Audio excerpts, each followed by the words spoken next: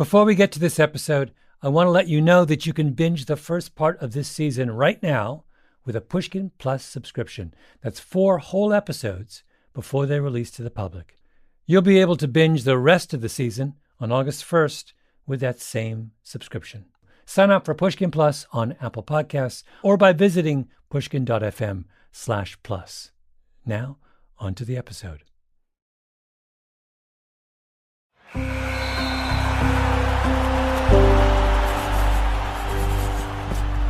Pushkin.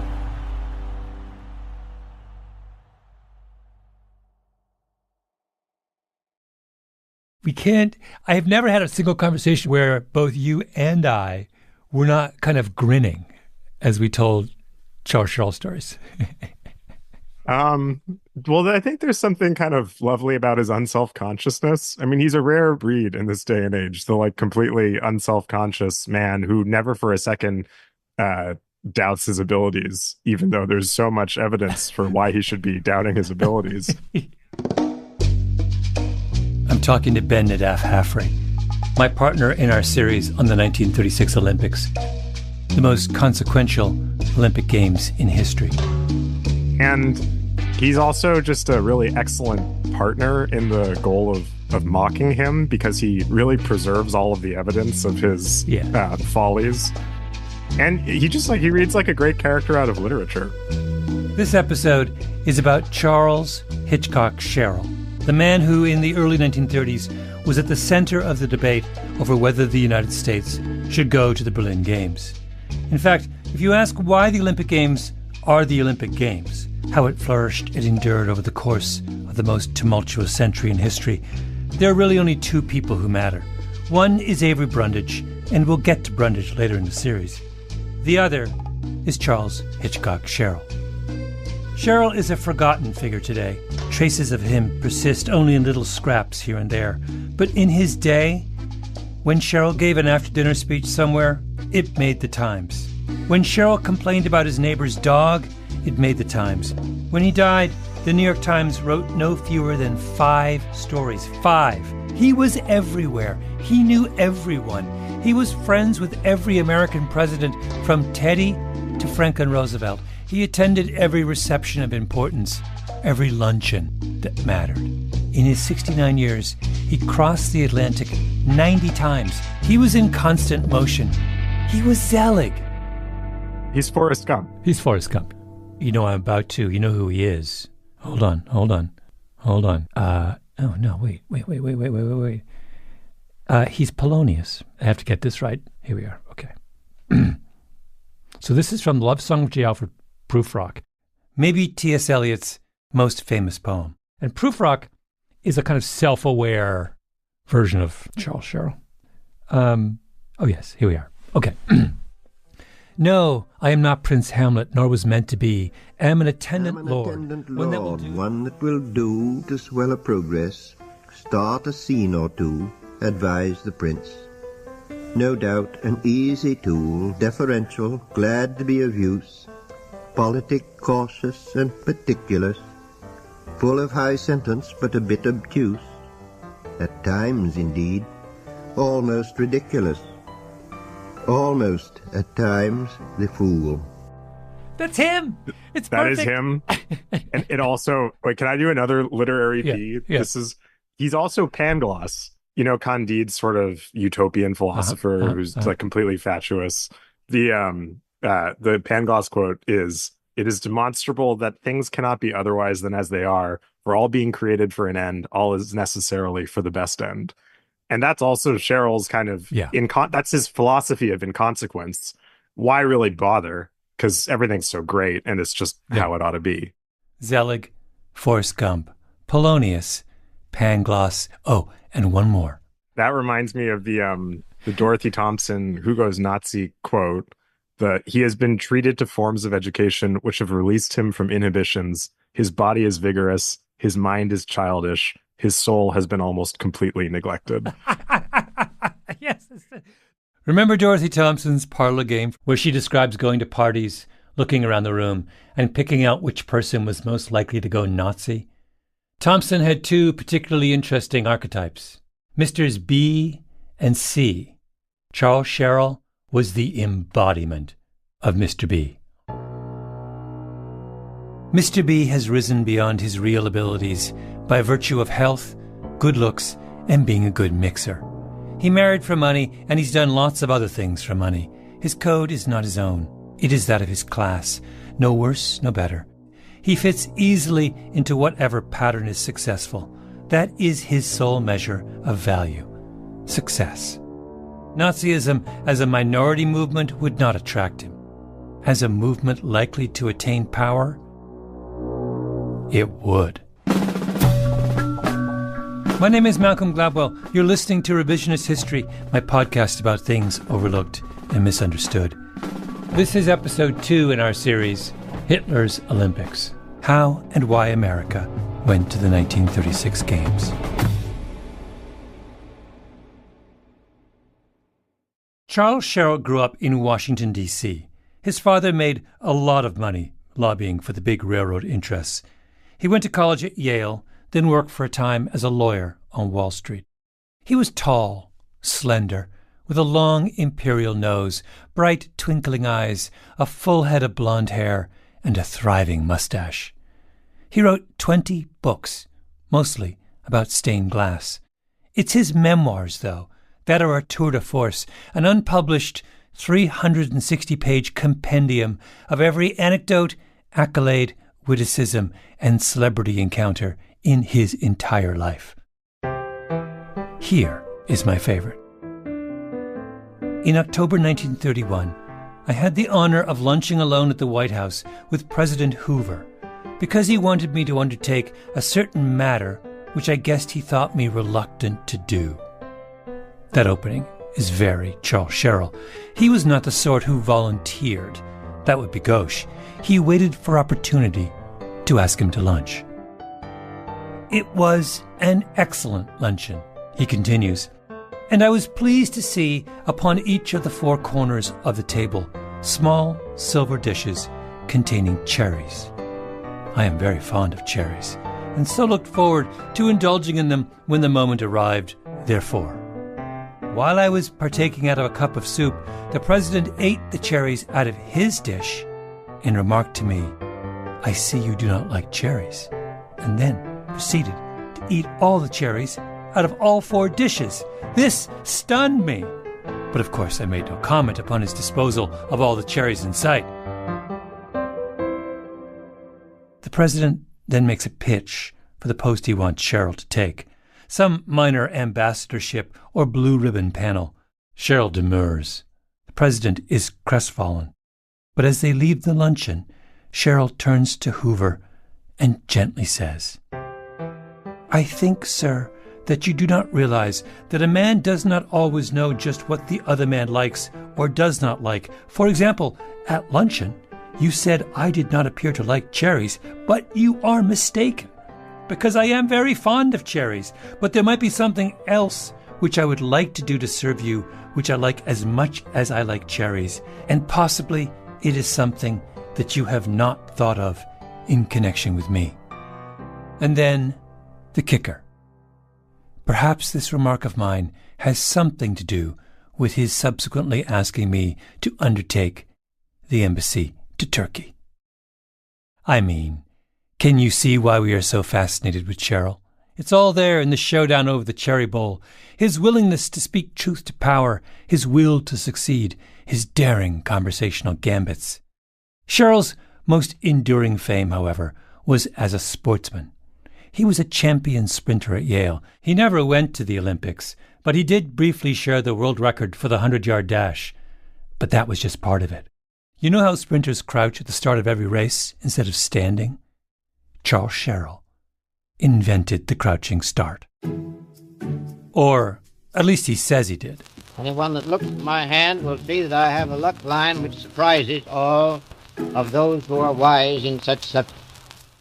Sherrill was much sought after as an after-dinner speaker, and he would often begin with a story or two of his halcyon days at Yale as a champion, athletic, innovator. Which brings me to the athletic thought that although I should claim credit for the invention of the crouching start, The real fact is that it's due more to luck than brain. I happened upon it, and it turned out to be worth at least a yard, and I got credit for something which my luck really deserved. You know how you have an uncle who stole home in Little League to win the county championship, and he's still telling that story 50 years later? Cheryl was like that with the Crouching Start. He has this glorious life that everyone in the world is basically supporting. Because even he has all these letters from presidents just being, not saying anything important, but being like, Chaz, loved your book on stained glass. Like 3 paragraphs from Teddy Roosevelt telling him how great his book on stained glass is. And I believe that he actually read Charles Sherrill's book on stained glass, but for what reason other than to make Sherrill feel good about himself, which is just the mission of even the most powerful man in the world. Do you know about the Teddy Roosevelt? There's a great Teddy Roosevelt moment in, he goes to see Roosevelt. This is from his diaries. And he waits for half an hour before going into the president's study because Booker Washington had been called in to advise upon a speech touching on the colored race. So just so we know, he's like... something meaningful is really going on. Booker T. Washington was one of the most important African-American leaders of his generation. And they're talking about the central problem facing the American public. And Cheryl is waiting impatiently because... He said, I followed him, and after the purpose of my visit was concluded, I arose to leave. The president asked my opinion of 2 bronzes. One was the Bronco Buster, which had been presented to him by the old regiment, the Rough Riders. The other was the Crouching Start by Tate McKenzie. That's the statue I found in the museum. We are deep into digression mode here. But at some point in our mutual obsession with Charles Sherrill, Ben found himself in a community museum in some waspy corner of Connecticut and stumbled upon a statue of a tall, handsome man in a crouching start. Chills went down his spine. Exactly. I laughingly declared my inability to give any unprejudiced answer because I was the first runner to use the crouching start. Not true, by the way. Come back here and sit down, snapped out the president, and then followed a rapid-fire fusillade as to why that start had been invented, its advantages, limitations, etc., until I felt as if a stomach pump had been applied to my brain. Just so we understand, Roosevelt has just met with Booker T. Washington to discuss the central issue facing the Republic, which is the continued, crime being committed against the black people. Cheryl shows up, and what does the president do? Finally comes alive with the question of the origin of the Crouching Start. Presidents were impressed by Charles Sherrill, and so was an organization that lies at the very heart of this story, the International Olympic Committee, the IOC. The IOC is the governing body of the Olympic Games. Then as now, it is based in Lausanne, Switzerland, neutral territory. It has ultimate control over all aspects of the games. The rules, the events, the schedule, where the games are held, who gets invited. The organization's founder was Pierre de Coubertin, Baron de Coubertin, a French aristocrat. He got the modern games started in Greece in 1896, planted the seed, and from the beginning, he surrounded himself with his friends, basically other aristocrats. He referred to them as the trusted men. The Baron's successor to run the IOC was Count Henri du Baillet-Latour of Belgium. Someone once wrote of the Count's wife, the Comtesse Elizabeth von Clary-on-Aldringen. She traveled widely, as her husband was a passionate tourist. The Comtesse was also a Nazi, who wrote a personal note of thanks to Adolf Hitler after he invaded her country. But we're getting ahead of ourselves. Another Olympic Committee member, His Excellency, the Most Excellent, the Marquis of Samaranch, the Spanish aristocrat who ran the IOC for 21 years. One biographical note on Samaranch reads that, quote, during his studies, he practiced roller hockey, for which he created world championships, which the Spanish team won. Roller hockey. He picks a sport no one plays and then invents a world championships where he has to be the favorite. I mean, that is just about the most perfect description of enterprising white guy privilege ever. And let's not forget about Lord David George Brownlow Cecil Burleigh, heir to the Marquess of Exeter, who once ran around the upper promenade deck of the Queen Mary ocean liner in 57 seconds, dressed in street clothes, a record that I'm pretty sure still stands. Burleigh was the one who bestowed the gold and silver medals on the American runners John Carlos and Tommy Smith at the Mexico Games in 1968, where, on the victory stand, the two famously raised gloved fists in a Black Power salute. When asked why Carlos and Smith wore gloves that day, Burleigh said, "I thought they'd hurt their hands." These were the men of the IOC. They would meet every year or so in a grand hotel in one of the many storied capitals of Europe, put on long black coats and striped pants and bowler hats, drink a lot of Chateau Lafite Rothschild, and regale each other with stories of past athletic triumphs. It was the greatest men's club in the world.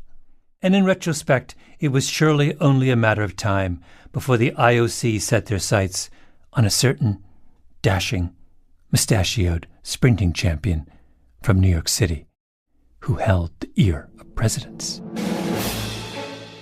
Let me read to you from the June 8, 1922 edition of the New York Times. Olympic Committee elects Sherrill. Mr. Sherrill will bring a vast store of athletic knowledge to the committee. While at Yale, he won the intercollegiate 100-yard dash championship 4 years in succession.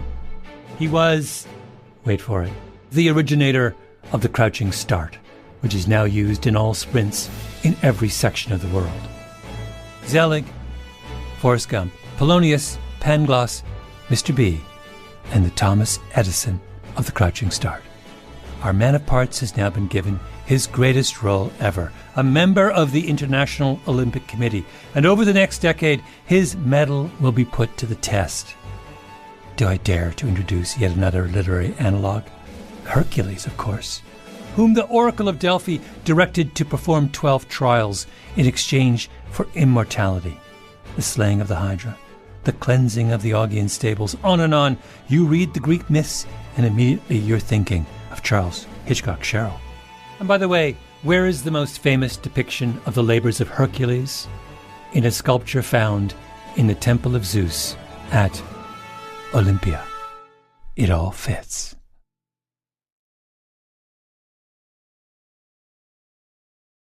Adolf Hitler's rise to the leadership of Germany was swift. In 1923, in his mid-30s, he makes an incredibly clumsy coup attempt in Munich and gets arrested.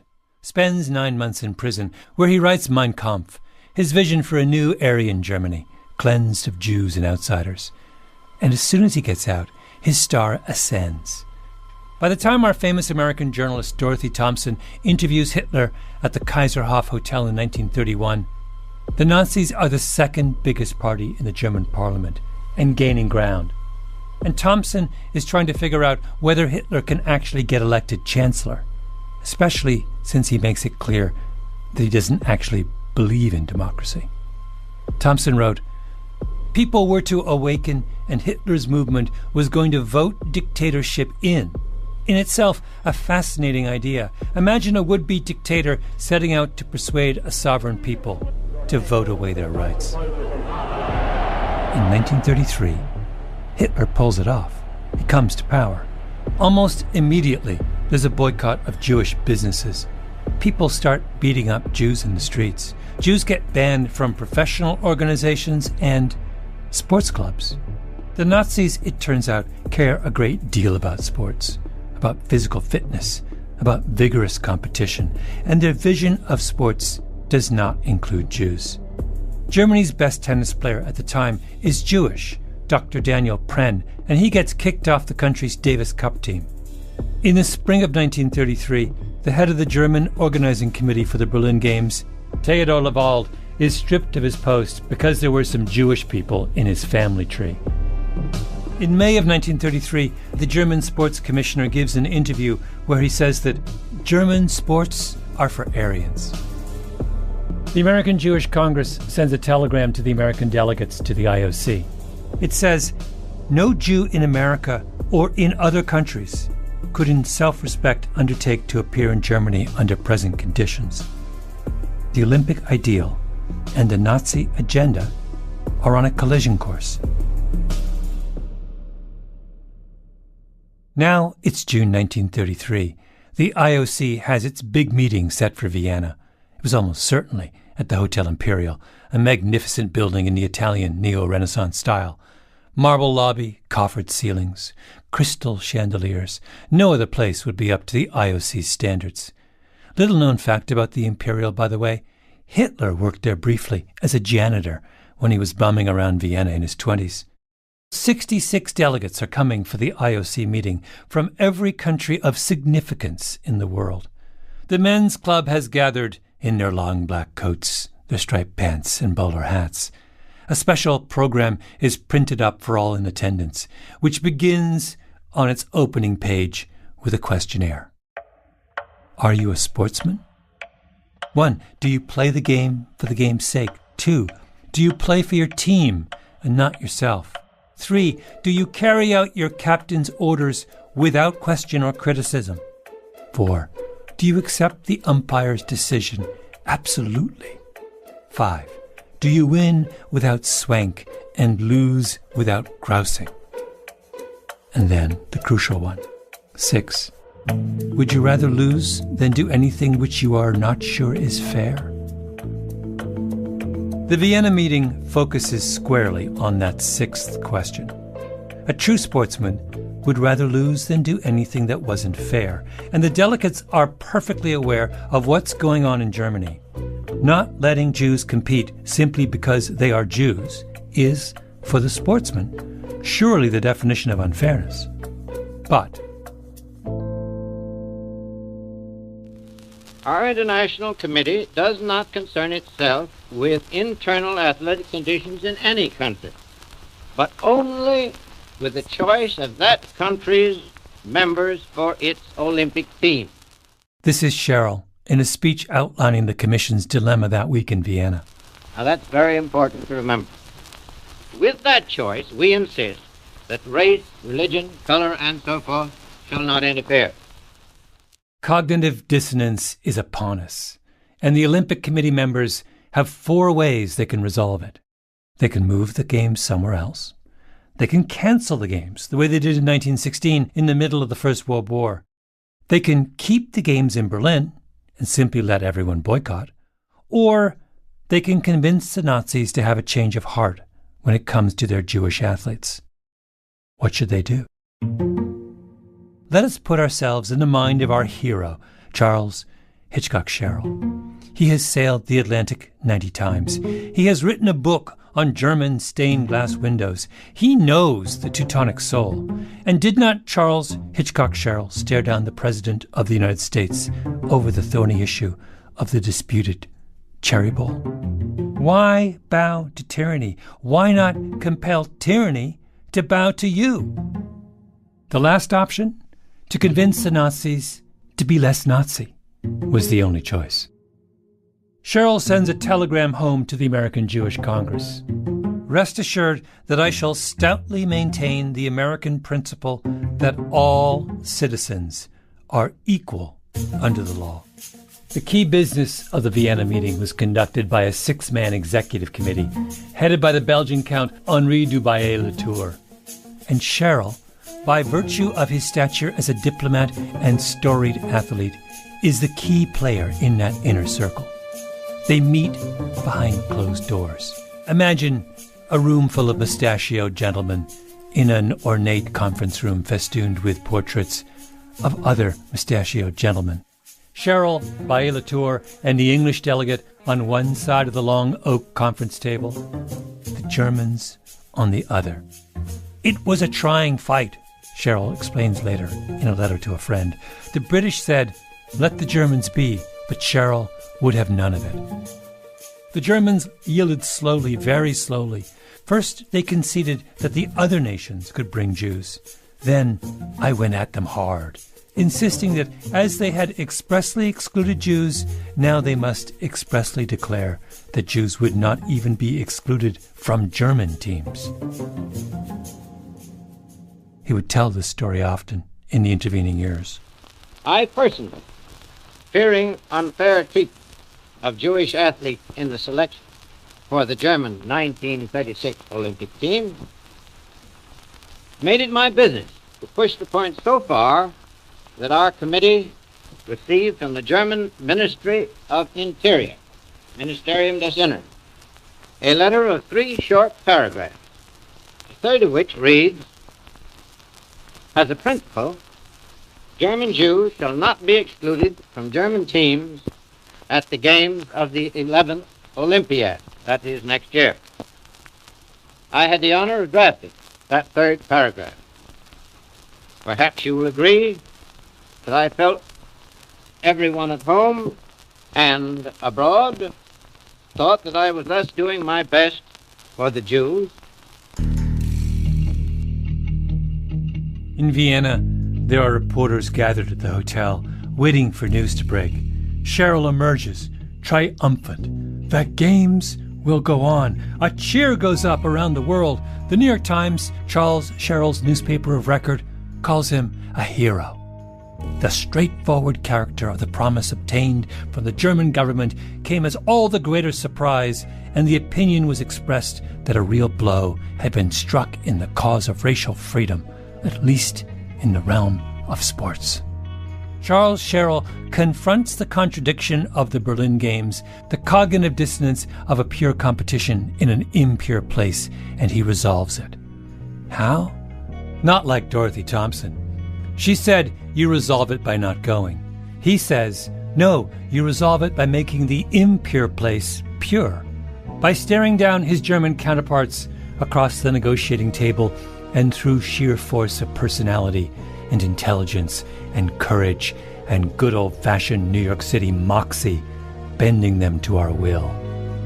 The Vienna Declaration was Charles Hitchcock Cheryl's finest hour. The controversy over the games faded. The Olympics were saved. Problem solved, right? Oh no. Problem is just beginning.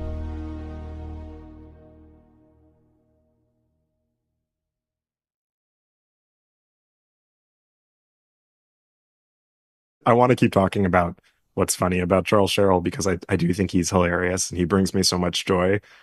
I think he also raises a number of very complicated moral questions. Yeah. And I found myself at the end of the second day that I went into the archives, his scrapbooks are at the New York Historical Society.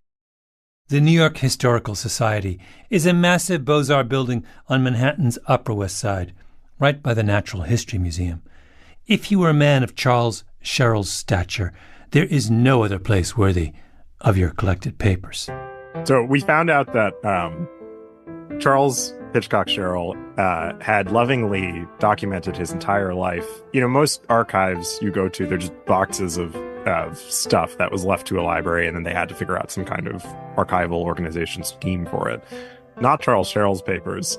Everything that he kept was preserved in a scrapbook, in actually 44 scrapbooks, that then when he died in 1936, his wife bequeathed to the New York Historical Society.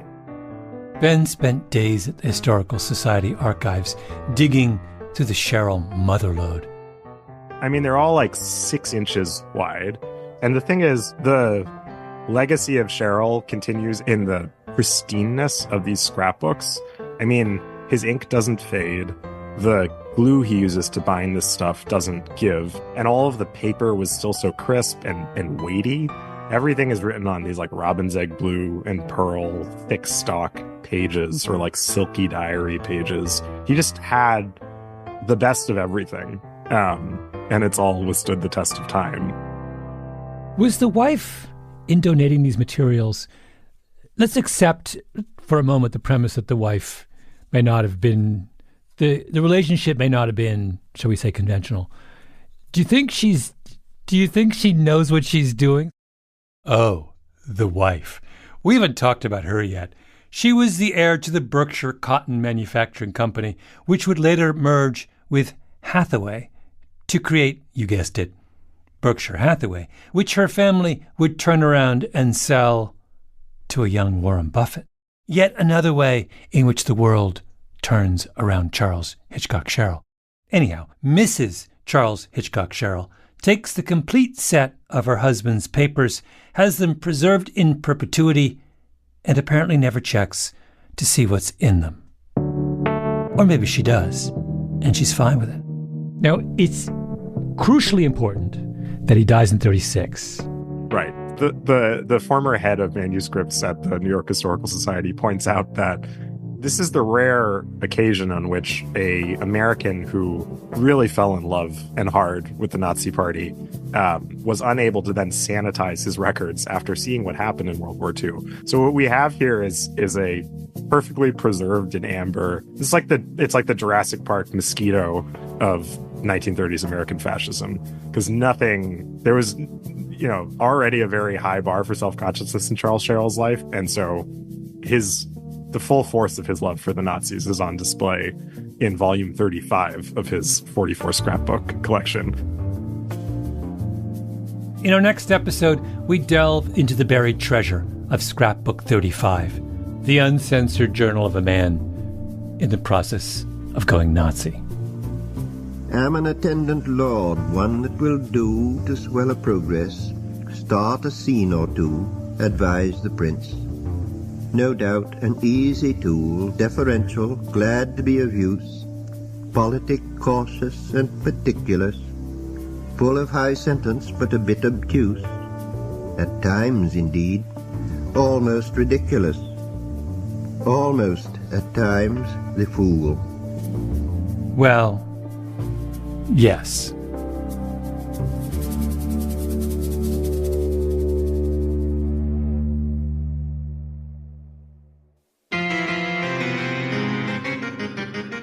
Revisionist History is produced by Ben Nadaf Haffrey, Tolly Emlin, and Nina Bird Lawrence.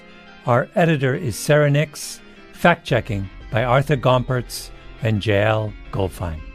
Original scoring by Luis Guerra, mastering by Flawn Williams, Sarah Bruguera, and Jake Gorski. Engineering by Nina Bird Lawrence. Our executive producer is Jacob Smith. Special thanks to Karen Shakurji. I'm Malcolm Gladwell.